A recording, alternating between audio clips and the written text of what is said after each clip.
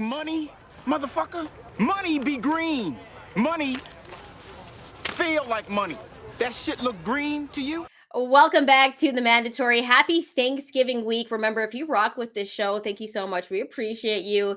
If you don't, hit that like and subscribe button. It helps the channel grow. You can also find us on the audio side, which sometimes you get a little bit of extra stuff on there that we don't talk about on here. So go subscribe to the show on the audio side, wherever you find your audio. And also leave us a rate and review if you can. Bryan, we got some dope fights coming up. Money be green. We want to win something for Thanksgiving. And you know what? We have to tell the listeners and the viewers, though. What's your favorite thing for Thanksgiving to eat? Oh, because we just did this on the audio side. I was saying on the audio side, which, subscribe to the pod version of this also. Baked ham is a star around here. That's what I love and look forward to the most. Turkey's cool, rice, everything else, mac and cheese when we get it, mashed potatoes, whatever. It's all about the baked ham, though, here. That's the thing that I look forward to the most. That I take leftovers of and try to make last through the weekend. I feel you. I feel mine is stuffing, and I can't eat anything without gravy. Really? I love gravy. Like I eat like fried chicken with gravy. I'm not a big fried chicken person anymore, but I need the gravy. Okay, anyways, listen, I'm so hungry right now. I know you're hungry. We both haven't ate because we want to give you these bets. So let's start off with the big fight coming up this weekend. There's actually a couple of them. David Benavidez is a minus 430 straight up on the money line. He's taken on Demetrius Andrade at plus 290. Bryan, what are your thoughts on this fight? How are you betting? Yeah, I'm gonna go on the Andrade rant because I was talking to you about this earlier. Yeah, well, Showtime is saying Andrade. So as you saw, yeah, because they should be, because he's from Cape Verde. The name is Andrade, not Andrade. I've never seen that name referred to as Andrade in my life. But you know what? That's why I slipped up. I'm like Andrade, because people are messing it up everywhere. Remember, Demetrius Andrade used to fight on HBO. Every fight that you've sort of watched him, most of the broadcasters refer to him as Andrade. And I'm like, no, that name is Andrade, bro. Like, most of the people I know who have that name, they're Mexican, they're Portuguese, from Cape Verde, like I said. Like, listen, that name is Andrade. All right. So I'm going to refer to him as Demetrius Andrade. If he wants to say it's Andrade, it's fine. Demetrius Andrade. But on Showtime, they're saying it Andrade, so that's what I'm going to say as that's well. That's the right way to say, because like, it's like with Christian Pulisic, it's Pulisic, but they call him Pulisic because he's American, even though his name is Croatian. But not even that. Like, in the interview before they're talking to Andrade, they're saying, hey, I'm here with Demetrius Andrade, and he's not saying nothing about it. So that's what we're going to call him. So let me know how you're betting for this fight, since we went on the name rant. I think this is one of the most difficult fights for me to bet this year.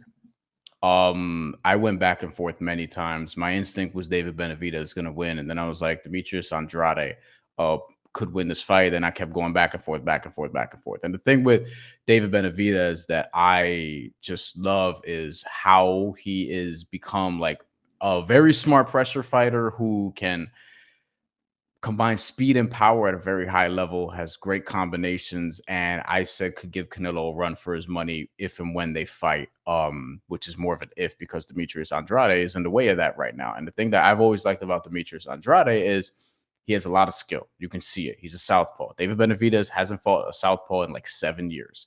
Demetrius Andrade is very, very technically sound, except for when he sort of leaves himself open to be hit on the inside occasionally when he's reaching for those looping left hands. But I think they're both great. And I think this line should be actually a little bit shorter. I think it's a little too wide for David Benavidez. So I feel like you have to pick a method of victory for David Benavidez. At one book, I found him plus 140 to win by knockout and plus 140 to win by decision. So it's basically a pick 'em. For Demetrius Andrade, who I think could win this fight, I think if he's going to win this fight, it's plus 500. But I ultimately lean barely, but like 55%, 45%. I leaned Demetrius Andrade losing to David Benavidez. Okay, I was like, what are you doing here, Bryan? Which way are you going? You're confusing me. If I'm confused and I'm your co-host, so what's your bet? David Benavidez by decision plus 140. I don't think he knocks out Demetrius Andrade. I could see him knocking down Demetrius Andrade, but I feel like if he didn't put away Caleb Plant, who had been stopped prior. I feel like Demetrius Andrade can make it last, especially because I think Andrade is going to be not necessarily on his bicycle, but he's going to be moving a lot and trying to sort of outbox David Benavidez and trying to avoid that pressure and use a southpaw stance to give him some different looks that he may not be used to. But I think Demetrius Andrade can win this fight. And plus 500 by decision, I think it's worth a sprinkle. And it's something that I actually did because I have a risk-free $5. Ooh, So gotta use that $5, you know. hedging the bet. So I also did that as well. But ultimately, I think David Benavidez is going to win this on points. Barely So on points. So the reason why I love this fight is because both of these guys are undefeated and they're putting it all on the line. This is how legends are made. David Benavidez is 27-0, 23 by knockout. Right there, you know that he has power. Demetrius Andrade, 32-0, 19 by knockout. Now, that's still a pretty good ratio, in my opinion. Demetrius Andrade definitely has skill. He's a talented southpaw. As you heard Bryan say, it's been a minute since David Benavidez has fought a southpaw. But the thing about this fight is I feel like Andrade has to score the points early. He has to control the distance. Endurance is a thing where I'm questionable with Andrade. Is he going to be able to last in the later rounds? And he has to become like this master counterpuncher. He is very skilled, but that's really tough to do against a guy like David Benavidez because listen, he's got that long reach, he's got that speed, and he's got that power. And it's going to be interesting to see the first time that David Benavidez touches him. Because if Andrade goes and is heavy on the back foot, you know that power is real, right? But David Benavidez also good work rate. He controls the distance really well, and he throws great body shots. I talked about endurance for Andrade, and the reason why I really mentioned that is also because the Mexican monster turns it up in the later rounds. He figures you out. He's extremely aggressive, and we all know my favorite type of fighting is Mexican style boxing. And of course, David Benavidez, a Mexican American, but still the same type of style. He's got the power. I think this is going to be a very, very close fight. I think Andrade is going to get some of those early rounds for sure because he has to. He has to. But I think David Benavidez is going to break him down later on, start landing those nasty body punches. And I think it's going to be too much because Andrade has to outbox David Benavidez. But listen, David Benavidez has skill too. Do not sleep on this man. So I think by the end, it's going to be way too much. I have David Benavidez to win in rounds 10 through 12, which is a plus 650. I think it's going to happen in those championship rounds because I think Andrade is such a tough test. But I also wouldn't be surprised if Andrade won. But if I know boxing, and I know boxing, everybody wants to see Canelo and David Benavidez. And this is the fight of who's going to fight David Benavidez. Who's going to fight Canelo Alvarez next, right? This is why they're making this fight because both Boo Boo could fight Canelo and David Benavidez could fight him too. But what sets it up perfectly? Remember when Canelo was like, I don't want to fight other Mexicans. I don't want to do that. Right? This would be a tough test for Canelo, who hasn't looked the same. He's still, in my opinion, pound for pound in that top 5. I'm not sleeping on him, but I'm just saying the storylines for this fight would be amazing. And because I prefer Mexican style boxing. So could you imagine a real fighter from Mexico fighting a Mexican American? Right now, I'm getting the chills. Inject it into my veins right now, Bryan. Give it to me because this is the fight that I want to see. So even if it goes to the cards, I'm leaning towards David Benavidez because that's the fight that boxing wants to see. Like Demetrius Andrade is going to have to really beat him on the scorecards. Like he would have to destroy him like Bud did Spence or something like that. Because we know boxing, man. We know how this is going to go. So just to say my bet again, I'm going with David Benavidez to win in rounds 10 through 12, which is a plus 650. Tons of value there. Last thing I'll say on this fight before we get to the other bets that we're looking at this weekend. And we are planning a live show for this on Saturday night, so stay tuned for that. Because we love this fight and it's a great one. David Benavidez and Demetrius Andrade to me is one of my favorite fights of the year because one, it was difficult for me to pick, but two, I was gonna have to break a rule either way, meaning if I pick David Benavidez, that breaks a rule of mine where when it's boxer versus puncher and the skill level is close enough, or if it's close to a 50-50 fight, I tend to lean toward the boxer because they're Of usually course. more versatile.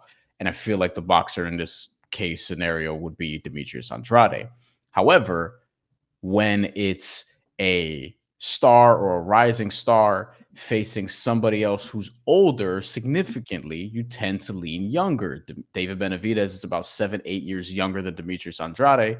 And one of my rules for that is not just that piece of it, but also when David Benavidez, the younger guy in this scenario, is fighting in his natural weight class, whereas his opponent has to come up because Demetrius Andrade previously was a champion at 154 and 160. Yeah. I find it difficult for someone like a Demetrius Andrade to navigate that test of a young guy. I wouldn't be surprised either way, except if like Demetrius Andrade gets a knockout victory, I'd be surprised. Or if David Benavidez gets an early knockout victory, I'd be surprised. But I seriously can't wait for this fight. Like, and the whole card also top to bottom. Ooh, I I love this card of the year for sure. I think it might be arguably the best card of the year, to be honest with you, when you think about the names that are on this card. But for me, I just think the storylines for this fight is amazing. I'm happy we're getting it, but like I just feel like I know boxing too well, and Demetrius Andrade is gonna have to show early, get those rounds in, and if he doesn't, listen, like we talk about rising stars. Boxing needs a rising star. Why would it not be the Mexican monster, who's American, might I add? Right? He's the Mexican monster, but he's American. And we talk about superstars, and like David Benavidez has it, right? And so we all want the fight with him and Canelo. I want that more than him and Demetrius Andrade. So I think David Benavidez, the Mexican monster. I'm not biased. I know the mandatory listeners are like, Chantelle's biased. I'm not being biased. I kind of am. But I'm going with that him to get the knockout. Let's move over though, Bryan, to the undercard. So there's some great fights on the undercard. Which one are you going to be betting on? If you had to pick two, what are the two fights you're looking at, and how are you betting those ones? Undercard, but kind of sticking with the main card here because you're just not going to get a ton of great odds for some of the other ones. Like Kermel Moton, for example, everyone widely expects him to win. He's a huge money line favorite, and even on the method of victory, you're probably not going to get a lot of juice there. So, speaking of not getting a lot of juice, I love Subriel Matias. Speaking of being biased, as people who watch the show probably know, I think he's as good as any Puerto Rican fighter on the planet, not named Amanda Serrano. And he is just a terrorizing puncher who's gonna fight Ergashev, who is a great challenge for him. I think this is gonna be his toughest opponent so far. But I also think he's gonna win by knockout. So does Vegas, because I was surprised to see when I got him by knockout. This is the bet that I took. Subriel Matias by knockout -180. It's now -200. So you kind of have to, you want to parlay it with something, or you want to take it, a little bit further and look at rounds 7 through 12, 1 through 6, 5 through 8, whatever the combination is. I like 7 through 12 particularly. I don't think it's going to be as early as his last fight was. But I think Subriel Matias ultimately gets it done. I think he gets pushed a little bit more than people may expect. And I was surprised that on the money line, he's a little bit wide there. But I think he ultimately gets it done. And then, otherwise, Hector Luis Garcia, who we both like, who I thought was getting disrespected by the scorecards on the Gervonta Davis fight before eventually losing. I thought he won 4 of the 8 rounds before he was eventually stopped, or I guess retired in the 9th round. I think he's very skilled, and he's going to beat Lamont Rose by decision +100. I think he took a little bit of a hit reputation wise, but I think people need to be reintroduced to him because he's really, really good. Those are probably my 2 favorite bets otherwise on this card that I'd be looking forward to. Yeah, I thought you were going to go with Jermall Charlo and Jose Benavidez, because that's a tough one for me. It is because no. Wait, let me rephrase. Just cutting me off here. Just not even letting me get it off. Okay. Jermall Charlo is going to win that fight. The method of victory is where I'm like, I think he's going to win by decision because it's been a long layoff. But he's got pop. And to me, he's the better Charlo. So yo, he's just like taking my time up. You got your time, Bryan. My God. It's because he's hangry. Okay, so this is a really interesting fight. They got Jermall Charlo as a huge favorite. I believe he's like a minus 850, which is crazy. 32-0. I've always liked Mel better than Maul. But Jose Benavidez, 28-2-1. He's been knocked out once. The one thing that I want to mention for people that aren't too familiar, before we started talking about David Benavidez, everyone was talking about Jose Benavidez. Like, Jose Benavidez was supposed to be that dude. He got shot, and like, he just kind of wasn't the same after, but he's still like a formidable opponent. Like, he's still dangerous, and he was in the last Creed, so good for him, because I want him to make his money. But listen, he had a TKO victory back in August. He still got that power. He lost that majority decision loss to Danny Garcia, which was, where is Danny Garcia? I want to put out like a search for him because I haven't seen him in a minute. But for this fight, Charlo hasn't fought since 2021. He won his last 2 fights by decision. I don't expect him to go in here and beat a tough Jose Benavidez, like just knock him out. I just don't see that happening. So I like Charlo by decision, and it's not that sexy of a pick. It's a minus 120, but I feel like you can build a parlay with this if you wanted to, because there are such great fights. Like, I would take that. I would take the Subriel Matias KO or TKO victory. And the final fight that I like, that I really love, is the Hector Luis Garcia, who's 16-1 versus Lamont Roach, who, by the way, I feel like has been around forever, but it's only 28 years old. Lamont Roach has never been stopped. He's skilled, but he hasn't fought in over a year. And then you look at Hector Luis Garcia, as Brian mentioned, he had it split 4-4 for him and Tank. I actually had him up by just one more round against Tank because I thought he was giving it to him. And I do think if his eye didn't get messed up, I think it could have been an even better fight for us to see. We know Tank is Tank, and no disrespect to him, but Hector Luis Garcia had a great fight against him. Hector Luis Garcia has power, and I don't think a lot of people talk about that, but he's also skilled. And so this is the fight that I really, really am excited for. It's early on this card too, which is crazy. But I would probably pair this up with Hector Luis Garcia by decision on a parlay with the Jermell Charlo decision. Hector Luis Garcia by decision is a minus 108. And I also think that Hector Luis Garcia will be able to land on a guy like Lamont Roach. So I like the KO TKO victory at plus 322 for a sprinkle. I think this is a fight where Hector Luis Garcia can make a statement. And I also think he's someone in the division that should still be taken seriously. He has one loss. It's against Tank. Tank is the best lightweight in the world, in my opinion. So that's how I'm rolling with these fights.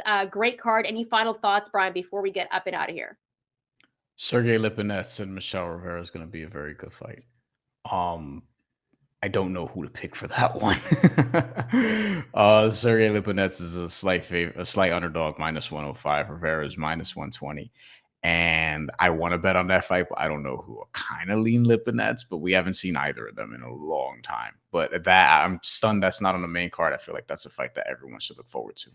Yeah, it's going to be a great card. We are going to have a live post-fight show. We're rocking with you this Thanksgiving weekend, so make sure to join us. We'll be putting out the YouTube promos and all of that, so make sure to tune in with us if you're going to be home this weekend after that fight.